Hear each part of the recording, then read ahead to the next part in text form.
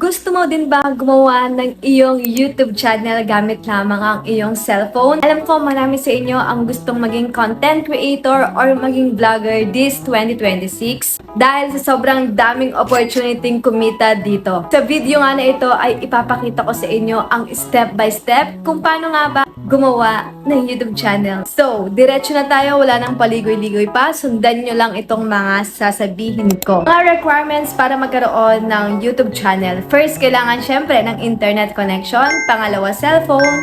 At ang pangatlo naman ay Gmail account. Kung meron ka na, mag-proceed na tayo. Buksan mo lang ang iyong YouTube app. Tapos, pindutin mo lang yung profile icon. I-tap ang sign in. Piliin mo nga yung Gmail account na ginawa mo kanina or yung existing na Gmail account mo na. Next, pag nag-login ka na, i-tap mo ulit yung profile icon mo. Pindutin ang create channel. Ilagay nga kung anong gusto mong pangalan ng iyong YouTube channel. Tip ko sa inyo, pag gagawa kayo ng name, yung madali lang tandaan. Huwag nyo nalagyan ng mga emoji, yung mga mahirap ang spelling. Basta direct to the point na. Parang mga Mr. Beast, di ba? Yun, yung mga sikat na yan. Kong TV. As in, simple lang, yung madali ka na lang matatandaan. Or wag naman yung masyadong common. Pagka nag-type nila yung YouTube channel mo, maraming lalabas. Hindi nila alam kung ikaw ba yun or hindi. Maglagay ka ng profile picture. Sobrang importante po ng profile picture. Ito po yung unang nakikita ng mga tao once na nag-login sila sa YouTube. Kaya maganda kung malinaw. At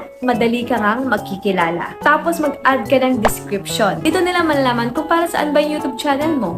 About music ba to? About pranks ba to? About motivation ba to? Or kung ano man talent ang gusto mong ipakita dito sa YouTube, talent or skills na gusto mong ipakita. Tapos, maglagay ka rin ng iyong banner. So, ito yung banner. Hindi naman required na maglagay ka, pero malaking tulong siya para magmukha pong maayos at presentable ang YouTube channel mo. Last but not the least is yung part 5. Para mag-upload ng video sa YouTube, kailangan mo lang pumunta sa YouTube app at pindutin ang upload sa may baba. Piliin ang video na gusto mong i-upload. Lagyan mo ng title, lagyan mo ng thumbnail, then lagyan mo din ng description at huwag mong kakalimutan i-public ito. Siyempre, mas maganda kung maglalagay ka na rin ng hashtags. Then, tap upload. Hintayin nyo lang matapos ang pag-upload ng video hanggang sa ma-publish na po. So, kung malinaw ang tutorial ko, sana malinaw talaga no? Don't forget to hit like, comment, share, and subscribe. So, kung gusto mo na mag-vlog, simulan mo na this 2026. I-apply mo lang lahat comment 2026.